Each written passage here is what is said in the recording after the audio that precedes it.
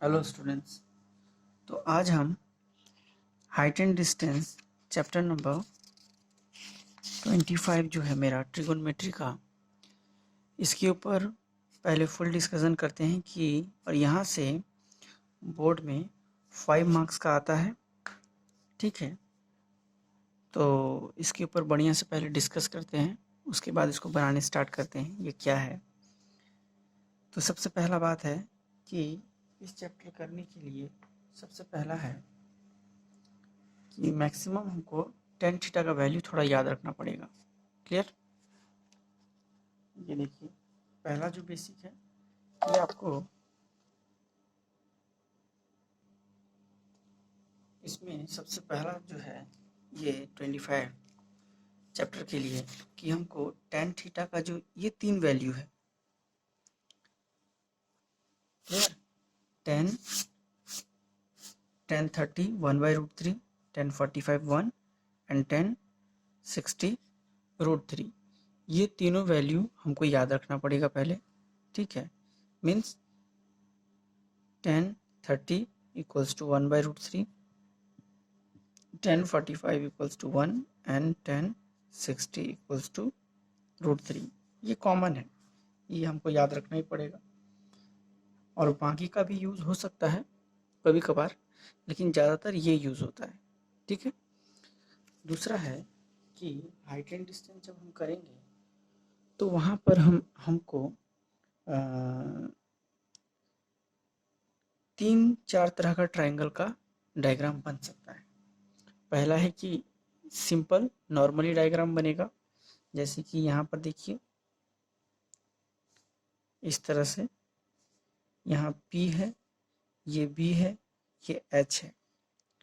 ठीक है, let's suppose ये थीटा है। तो यहाँ पर हमको सबसे पहले कि एक सिंगल डायग्राम बनेगा।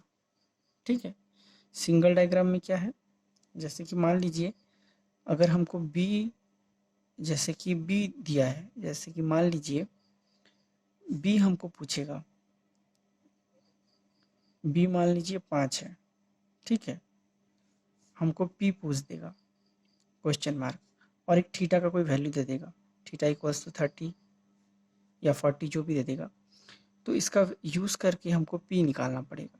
क्लियर? ये हो गया सिंगल सिंपल एक डायग्राम में। इसकी एग्जांपल दिखाते हैं आपको। मान लीजिए हमारे पास B 5 है, थीटा 30 है, तो P निकालना पड़ेगा। तो पी बी में क्या रिलेशन है, पी बी मतलब tan theta equal to P by B. ठीक है, 1030 मतलब तो 30 यूज़ कर दिए, थीटा का वैल्यू दिया ही रहेगा। और P हमने लिखा, P कितना लिखा, P नहीं है हमारे पास, B है 5, इसका मतलब 1/√3, तो P by 5, therefore P equals to 5/√3। ये है कि हमने P निकाल लिया। ठीक है, ये कॉमन तरीका है सिंगल डायग्राम में। ठीक है, अब दूसरा जो है इस तरह से आ सकता है। अब दूसरा तरह का जो डायग्राम है वो आता है कंबाइंड डायग्राम। ध्यान दीजिएगा, कंबाइंड डायग्राम में क्या है कि या तो वो इस तरह से रहेगा, ये देखिए ये रहा, यहाँ मान लीजिए 30 है, सॉरी ये 60 है, ये 30 है, इस तरह से रहेगा। ठीक है, या फिर इस तरह से बनेगा, ये 60, ये 30, इस तरह से डायग्राम बन सकता है। ठीक है, या फिर इसी को उल्टा कर दीजिए। उल्टा अगर हम करें, ये देखिए इस तरह का हुआ, या फिर इस तरह का डायग्राम बन सकता है, जैसे कि मान लीजिए ये इस तरह का उल्टा बनेगा, यहाँ 60, यहाँ 30। ठीक है, क्लियर? या फिर सेम इस तरह का बन सकता है,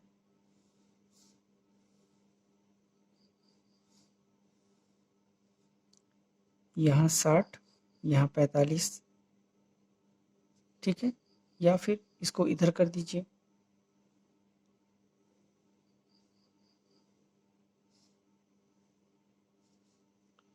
यहाँ पर 60, यहाँ 45, ठीक है।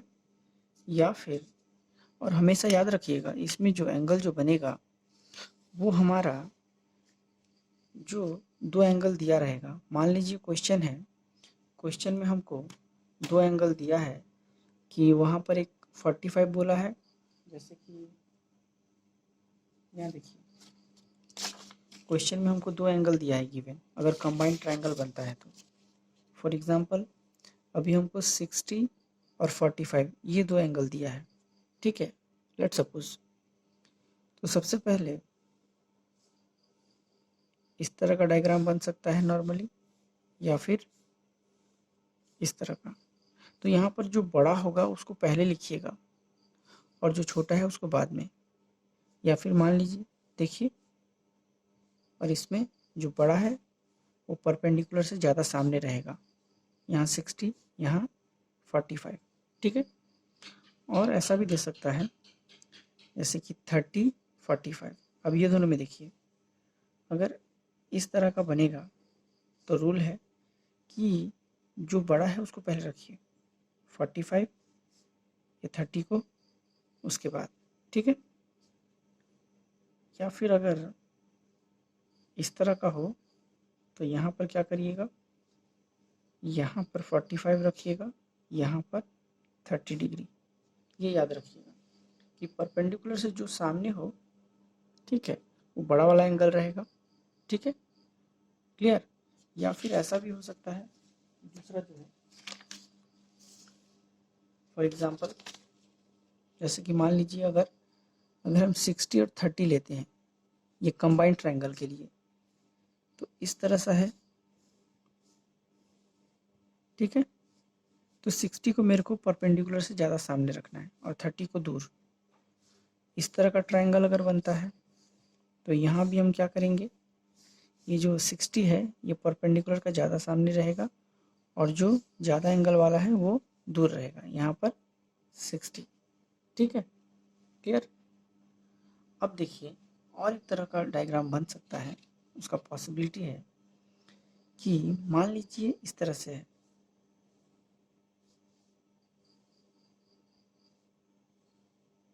ये इस तरह से डायग्राम बना, ठीक है। तो यहाँ पर हम आपको रेड पेन से दिखाते हैं, देखिए मान लीजिए इस तरह से एक ट्रायंगल बना, तो यहाँ पर जो बड़ा होगा उसमें बड़ा एंगल आएगा, ठीक है, और जो छोटा ट्रायंगल होगा वहाँ पर छोटा आएगा। जैसे कि मान लीजिए अभी मेरे पास 60 और 30 है, तो 60 को हम क्या करेंगे कि बड़ा वाला में पुट करेंगे और 30 को छोटा वाला एंगल में, ठीक है। ये कुछ बेसिक्स है, इसको इस पार्ट को बार बार देखिएगा, ठीक है, तब इसमें कोई डाउट नहीं आएगा। अब इस बेस पे कुछ कैलकुलेशन देख लीजिए, वो काम आएगा। तो कैलकुलेशन क्या है, जैसे कि पहला कैलकुलेशन है कि 1/√3 -1 का रैशनलाइजेशन, ठीक है। तो इसको निकालने के लिए क्या करेंगे, √3 + 1/√3 + 1 अप एंड डाउन मल्टीप्लाई करेंगे, तो यहाँ ऊपर √3 + 1 आएगा, नीचे तो a - b a + b means क्या होता है हमारा a - b into a + b, ये हो जाता है मेरा a² - b²। तो यहाँ हम लिख देंगे √3² - 1 का स्क्वायर, मतलब √3 + 1, इसका 3 - 1, √3 + 1/2, ठीक है।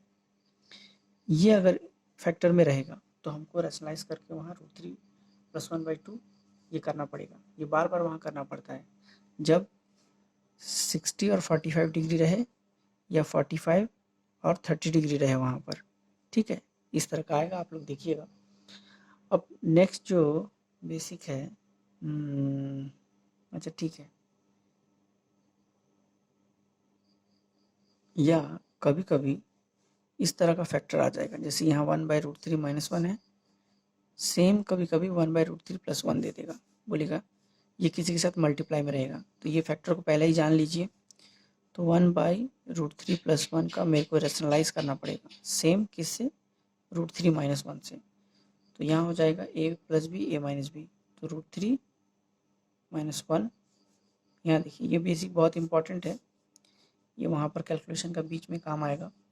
तो यहाँ √3 - 1, 3 - 1/√3 - 1/2, ये दोनों को ध्यान से देख लीजिए कि कैलकुलेशन के बीच में ये पार्ट आ सकता है या फिर ये पार्ट आ सकता है, खासकर जब 30-45 हो या 45-30 हो, या हाँ यही इसी पार्ट में।